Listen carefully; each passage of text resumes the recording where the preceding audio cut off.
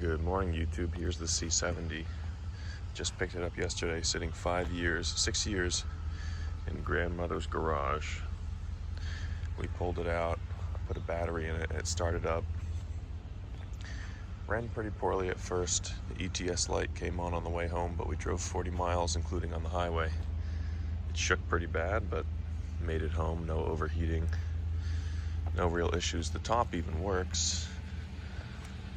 So now I'm going to bring it to work, clean it up, see what we find. It looks like it's been leaking oil pretty heavily, and maybe we need a tire balance, something. The whole car is shaking. Mostly it's just really dirty, so let's see what we find. It's pretty weathered in here. This car only has 90,000 miles, but looks more like 190 if you ask me. There's some broken parts.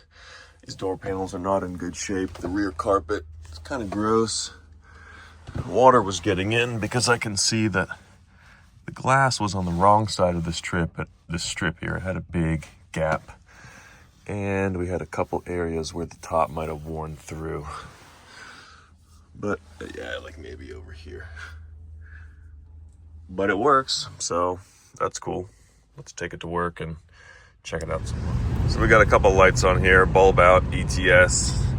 There's also coolant, no coolant, but someone put a little sticker over there, so I guess that light must be stuck on. When you start it up, you can feel the motor mounts feel pretty shot. There's a lot of pretty nasty vibration. Yesterday when I got it home, I believe it was ATF that was pouring out, maybe from the transcooler, I'm not sure. It was coming out of the bumper cover in the front. The brakes are obviously still making noise because this car sat for so long. The rotors need to clear up. I haven't actually tried putting the pedal down more than a quarter throttle. I was just limping it home. I was thinking maybe that if that throttle is bad, maybe it'll stay alive if I'm just barely using it. I figured if there's a reason they parked it, it must be because the vehicle was stalling and couldn't be driven. And it actually came with a new throttle unit from eBay or something that they got. But like I said, I drove it home and it made it. And that was, I think I said 40 miles. Looks like it was about 32 miles. So let's see if it'll make it the 8 miles to work. Okay, let's watch this roof do its thing. So my fear with these old C70s is always the roof getting stuck halfway. So I asked the guy who was selling it, would you operate the roof before I buy the car? Because I didn't really want to be the one pushing the button if the roof was going to stick halfway. So he did it. He opened and closed it, and it worked. He seemed confident in it anyway. So now we're here at the wash. Let's see how much water is going to get in the car when I wash this thing. Let's give you another peek at this interior. I just pulled all the mats out to clean it. You can see what I'm talking about. This car is dirty. Not exactly sure what happened back here, but I can see some little bits of foam there, like maybe there was some mice. The wood veneer, for some reason, is all just worn out. I don't know if that's water or what causes that. The rear seating area is probably the best, of course, because no one ever goes back there. Okay, why can't... Oh, I see. Anyway, we're going to leave that like that for now. The seats have covers on them because they're pretty roached. I can actually get new covers for like $350. I might try that. Steering wheel, pretty nasty. Overall, the interior is not in great shape. Here's that seal on this rear window. The glass was actually going underneath this side and pushing that out. It was leaving a big gap. So I was able to bend this back and the window closes properly. But it's still going to be a leak, but I don't care. This car was $900. I've never had a convertible. I just want to enjoy it. I'm sure I will not make it perfect. That's not the point. This is the one boo-boo around this fender here. You can see it's got some waves in it. It's slightly damaged. Other than that, I do like the shape of this car. I do like the lines. And the hood release is broken, and it looks like somebody was storing some boxes or something all over this car and they scratched it up pretty good when they moved it. But that, you never know. Some of that actually still might come out. I know a really good paint and dent guy who's worked some magic before. So let's see what happens. Let's wash this car. Okay, we got it nice and soaped up. Let's see what we can do on these wheels using this wheel cleaner. Usually it actually works pretty well. I've had some really good results on old wheels. I suppose it's just brake dust, but still. I spent a lot of time as a kid trying to clean wheels before I really knew what wheel cleaner was. It's acid, and it works a lot better than any degreaser. It really just neutralizes that brake dust. And so usually when I drive a car out of here, I'm pretty happy with how the wheels look. Looks like we're off to a good start. Let me do the rest. We got it soaped up, we got it rinsed off, cleaned the wheels. Let's focus our attention on these nasty mats. See what happens here. I haven't even put any soap on them yet. I just want to get them wet, hydrated. Then I'll soap them, shampoo them. Where are you going?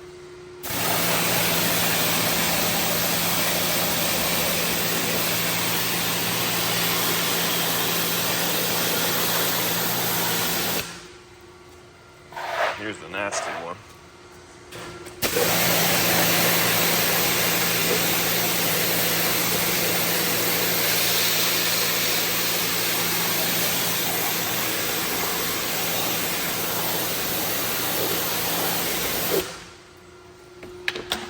I think we're gonna leave it at that. I don't think I'm gonna take it through, because I'm pretty sure it's just gonna leak like crazy. On the one hand, it would be interesting to know how badly it leaks. On the other hand, why put more water in the car than I need to if it will leak? Soaped up and rinsed off these mats. Can't really say it did much. I'm gonna have to try soaking them in some degreaser. I've had pretty good luck bringing these back, so we're gonna see what happens. At least now it may help with the odor in the car, which isn't terrible, but it's there. So let me decide if I'm gonna try to run it through or not. If I do, I'll take you guys with me. But I think I'm gonna just leave it how it is. Well, for a moment there, I was briefly considering power washing the engine compartment. It has this typical issue where all this stuff gets stuck in here. I just blew some of that out and vacuumed it up.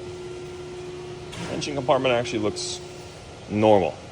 This is what I want to see when I pop the hood of a C70 with about 100,000 miles. Nothing too bad, just sort of aged. This is a little weird.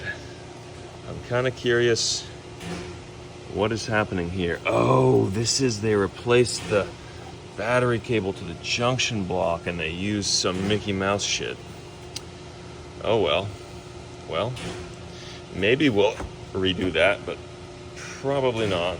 Well, let's see if we have any issues with stuff not working or fault codes. But that is what that is. That's just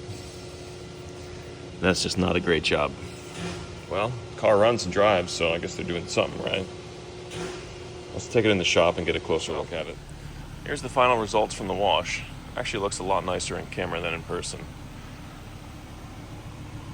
It's kind of hard to believe the mileage is really only 90.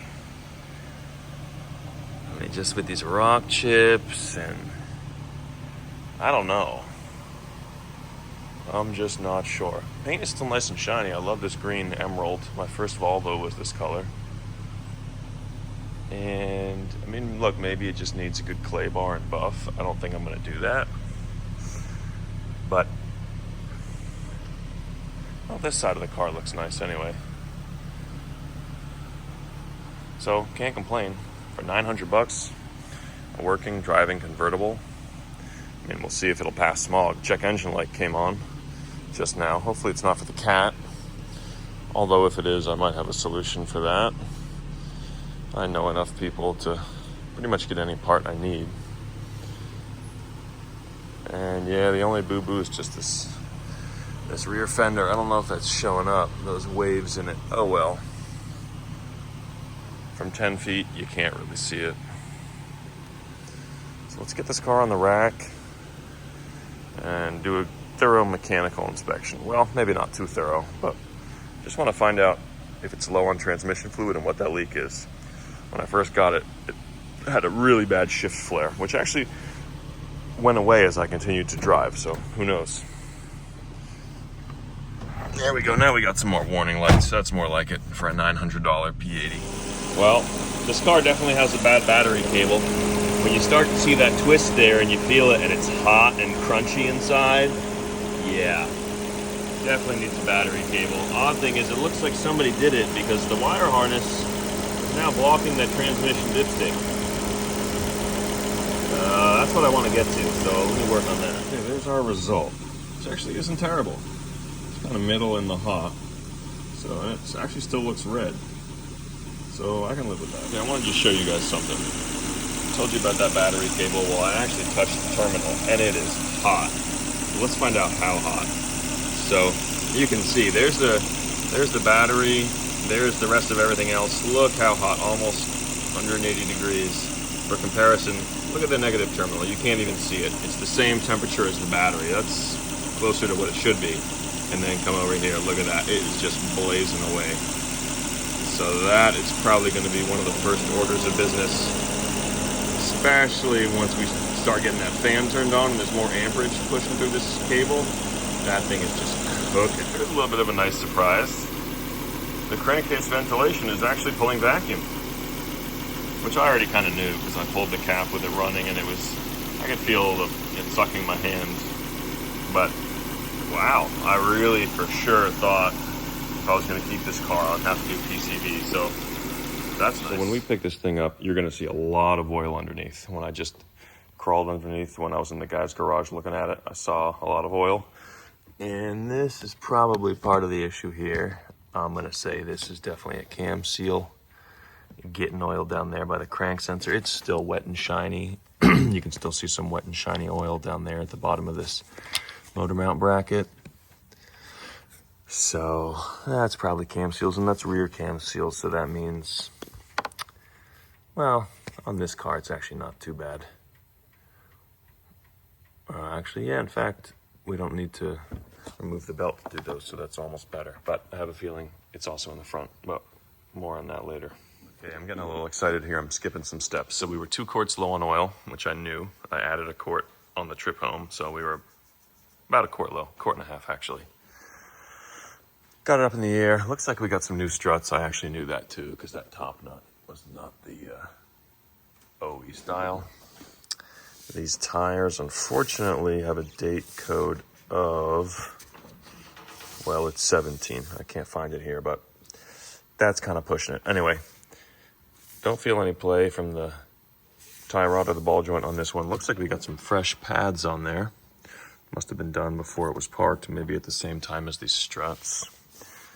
Typical fender liner wear. I think you can put some 5mm spacers on it and fix that issue. Here's where we have some, I don't know if you guys can, we got some tie rods. Some tie rod play.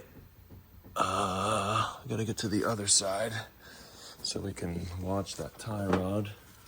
I don't know if you guys can see that, but that's the inner rod moving in and out, so not a huge deal. I wonder what brand.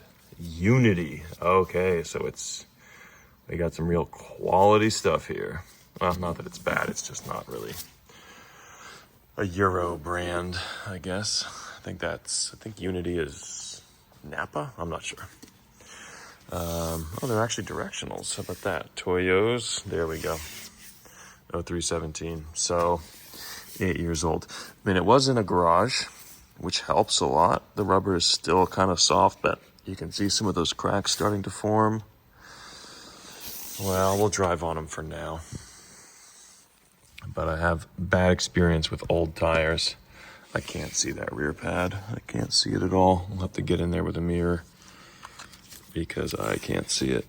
Oh, that is a very low pad. That is just about metal to metal.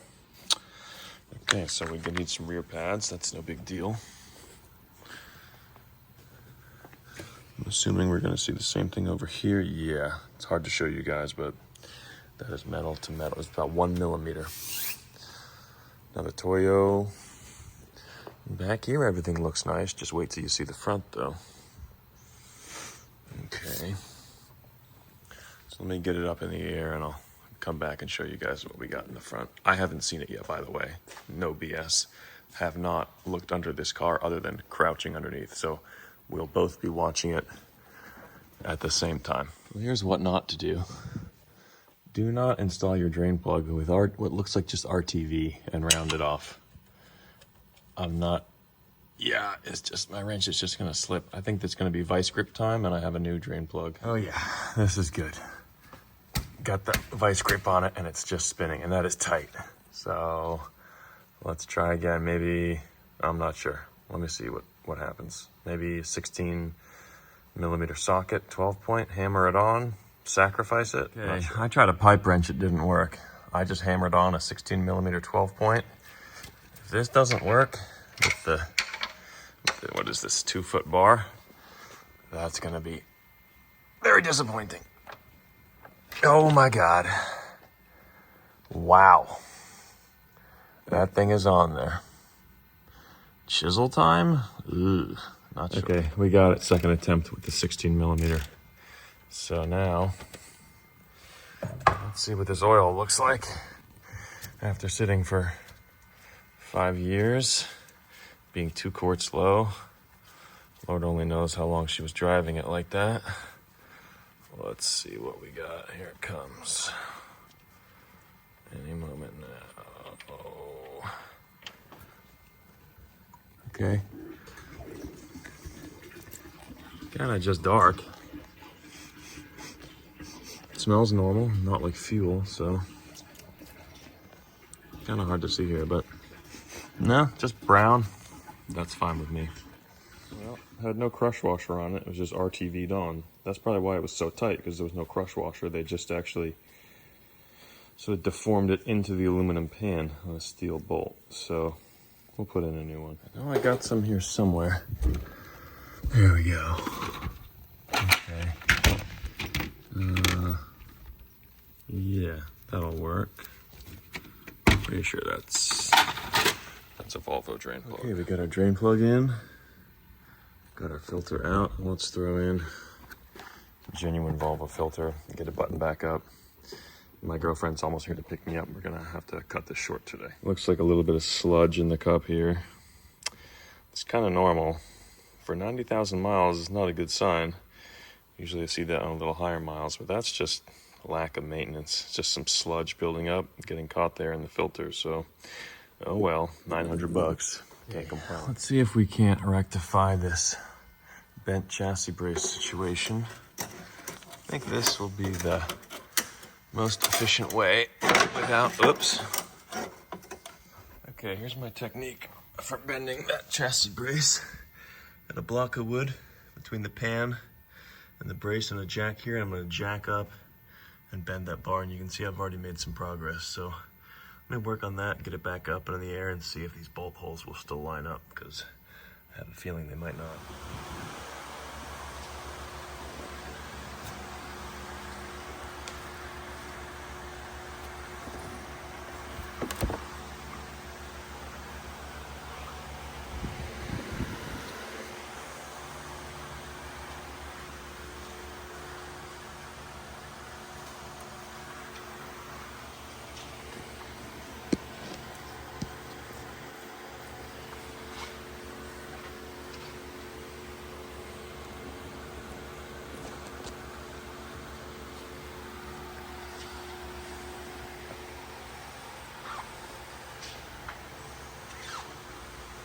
Okay, it's been a little while since we had an update.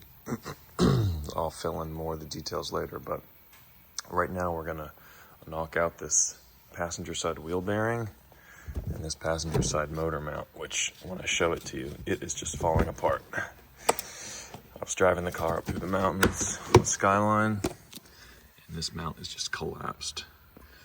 So it's vibrating pretty badly. We're gonna do that. We're gonna do the wheel bearing. This thing should be a lot nicer to drive. So let's get started on that.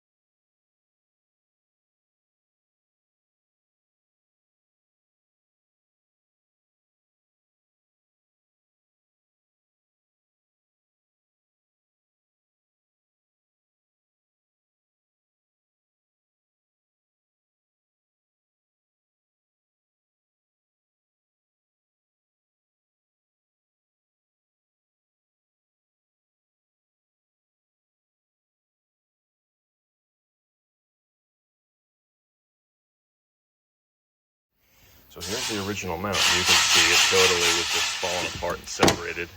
The whole motor was tilted back. That's why I had to spend some extra time getting it forward so I could line up these holes. So we'll see how it rides now. Well, it's been a few days since an update. I wasn't able to capture any of the recent work I did.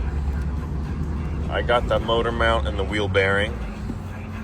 After that, I replaced one of the intake pipes that was leaking, causing the check engine light.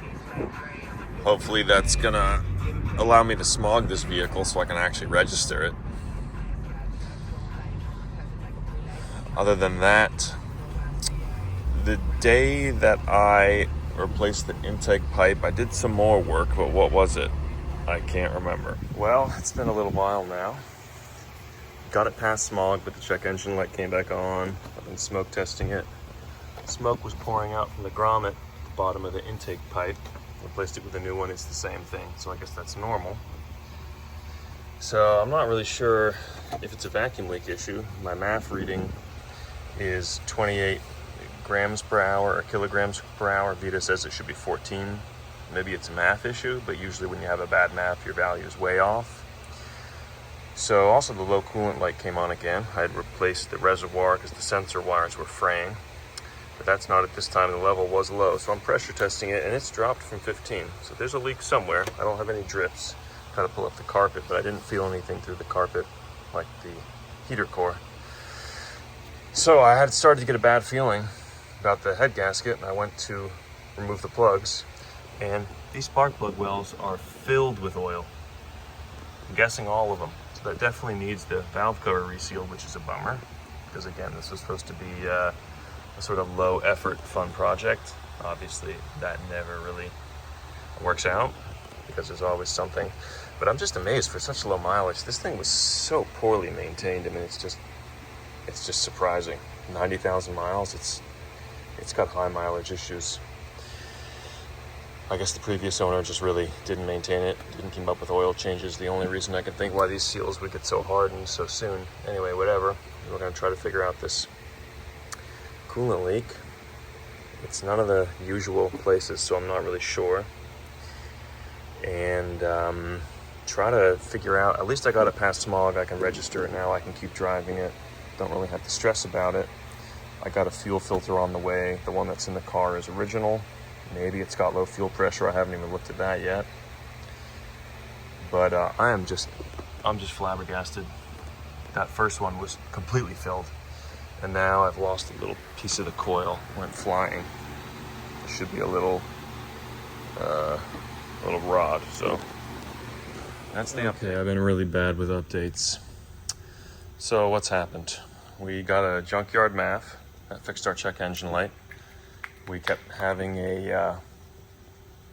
pretty much it was a system lean, and it was just an incorrect measurement from the MAF. Once we did that and really cranked on all the connections, the measurement got into the correct range, about 14 kilograms an hour at idle. So we got that taken care of. Then what did I want to do? I wanted to maybe replace the plugs. I wanted to see a plug. And when I took the plugs out, that's when I found they're all filled up with oil. Those spark plug O-rings are obviously leaking. For 90,000 miles, it's a little odd, but I think this car was really poorly maintained by someone who does not maintain European vehicles, or at least Volvos. The latest thing is I'll get a coolant leak. Coolant reservoir low message, or not message, but little icon keeps coming on. When I got the car, the coolant level sensor wiring was chafed, and the price for a new reservoir with the new level sensor was almost the same as just for the sensor. So I just got the whole reservoir, got a new sensor, and when I started seeing the light again, I was like, what the hell is going on? But the reservoir would be empty. So it looks like what's happening is when I park the car is puking out all the coolant. There's all this white residue here because every time I'd bring the car in after work, pressure test it, look for leaks, I'd find nothing. Well, that's because it's not leaking, it's overpressurizing. So this thing might need a head gasket. Usually that's what that means, in my opinion, in my experience rather. So I just monitored coolant temp and the fan control because I noticed it was very hot. It was like 217 here, which to me wasn't quite right. And I monitored, and it looks like this thing, the fan stage 1 kicks on at about 106 Celsius, and once the fan would kick on, the coolant temp would come down to 99 or so, fan would shut off, slowly climb up to 106. But just to be sure that this pressure isn't related to some kind of flow issue, I went ahead and replaced the thermostat with an old one I had laying around. I had a 2019 date code. It's from one of my cars when I bought it, and probably just replaced it proactively and saved the old one. But this is what I took out. This is some random, no brand, doesn't even have a temperature stamped on it. So I don't know if this was the issue, but this is definitely not what I want in my car or anyone else's car. So I put a Waller in, it's a known quality brand. This piece of junk goes in the scrap. So I just used the vacuum refiller. It's actually a Volvo tool. And took about 2 gallons of the Volvo green. So now I'm gonna let it get hot again and see. Because what would happen was, if I would shut it off when it hits 105, I will see the coolant level rise in the reservoir and start to hiss out past the cap. Other thing is, this is not a genuine cap. This is a Nissan's cap, I believe, which, there's not much to it, but you never know. So we're gonna see what happens. Other than that, got a pretty nasty cowl shake between 45 and 55.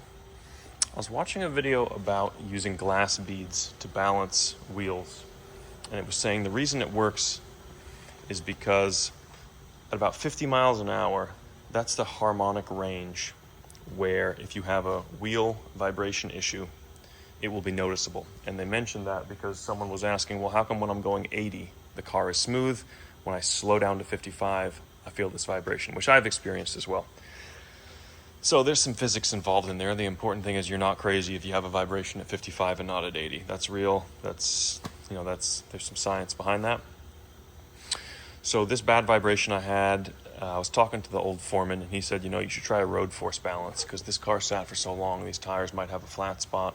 I've never done a road force balance before, so I tried that, and all of these wheels exceed what the road force balance can correct. The road force balancing is still a little bit new to me. I'm not exactly sure what all the information I got means. Unfortunately, I did not get a video for that. That was yesterday, and I was really trying to rush and get finished, and I was really getting stuck and frustrated. So maybe I'll try that again. Other than that, there's some more bad news. This car was not on non-op. This car sat since 2021. And there are $800 in back fees on it. And I really do not want to. I'm not going to say I can't spend $800, but I got some other stuff going on in my life, and this is kind of my hobby. And, I spend a little bit of money, but I always get it back when I sell the car. But if I have to spend $800 on back fees on this car, it's really getting to the point where, I still need to deal with the window regulator. Depending on how this goes with the coolant system, maybe a head gasket, definitely a valve cover, because that oil situation is just crazy. It's just spilling out everywhere. The car is totally coated. Obviously, this timing belt is coated too. And then if I really do want to get serious about making this car nice, I'm going to have to replace the tires, because it seems like they just have been damaged from sitting for 6 years. So you add that all up, and it might be pretty hard to get my money back. Still possible. This car has 90,000 miles. I think I looked on KBB or Edmunds, and it says around $3,000. I can see someone paying a little bit more if it was really nice, but it's not really nice. It needs, somebody glued these door panels in the past. They're not horrible, but they're not great. Obviously, seat covers, I can get those for about $400 shipped online. But the foam is pretty collapsed too, so it's like maybe I should find a junkyard seat and then reskin that. Well, that's more money. This center console is just so beat up. Same thing for the one back here. Rear seats are okay, pardon me. Carpet's pretty nasty. I could take all that out and clean it. I would kind of enjoy doing that. This window regulator, which I still got to find a junkyard car. This door panel, which is just kind of coming off. It's not in great shape. Well, it looks okay, but it's not fitting correctly. So I'm not really sure what to do. the really frustrating part is when I checked the DMV website for back fees on this car, just to get a sense, before I, committed to, registering it in my name, I went to AAA because when I went to the website, it said application in progress. And so I went to AAA and I asked them, hey, here's the deal, here's the title, here's the car. Can you tell me back fees? Can you tell me non-op status? I'm unable to see it online. And they said, oh, looks like it's on non-op and you'll owe about $110. So I had been messaging with the seller saying, hey, we may need your grandma to get involved. It seems like the car also wasn't smogged. And I said, this application in progress thing, she may need to sign something. If she started a registration and it couldn't complete it because of smog, the car may not be in the system. Who knows, And so I kind of warned him, hey, this sort of saying without saying, this car might be coming back or we might need to have a talk. But when I went to AAA and they told me no issues, I let them know, hey, you're off the hook. Everything's good. Thanks for the deal. Left it at that. And I guess whoever I talked to at AAA just didn't know what they were talking about or had some bad information or misinterpreted something, because when I went back with the title, unfortunately, I signed the title. I put in all my information. I got in line. I got called and they said, okay, that'll be $800. And I said, hey, what? So I didn't get any paperwork that first time around with the 110, of course, because I just took them at their word. So I have to try to go collect some information together, make a statement of facts, and try to go to the DMV and get them to waive it.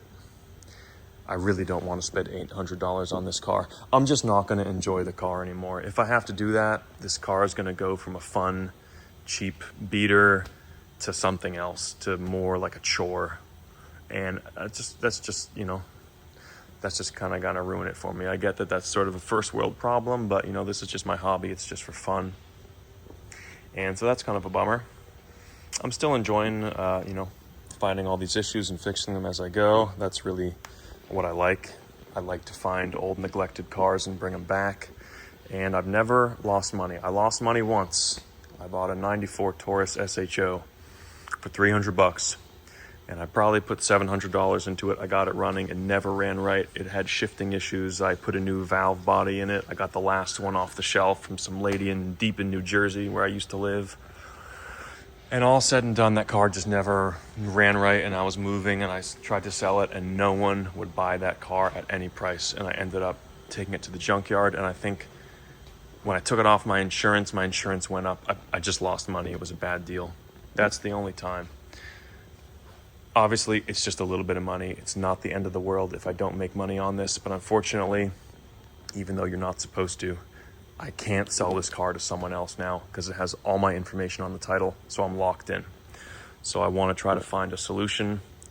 If I have to spend that $800, I will. But man, that would really ruin the fun. So that's the update. Let's get it running. Let's get it hot. Let's see how it does with this coolant, because what's happening is every time I get home, it leaves a little puddle. I did find that the drain, this is a good one, the petcock. The one I took out, the O-ring was torn up. That could have been part of my issue. That's why it was leaking down there, but it seems like the reservoir was also overpressurizing. So we replaced the O-ring on that just from one from a kit. So let's see how it goes.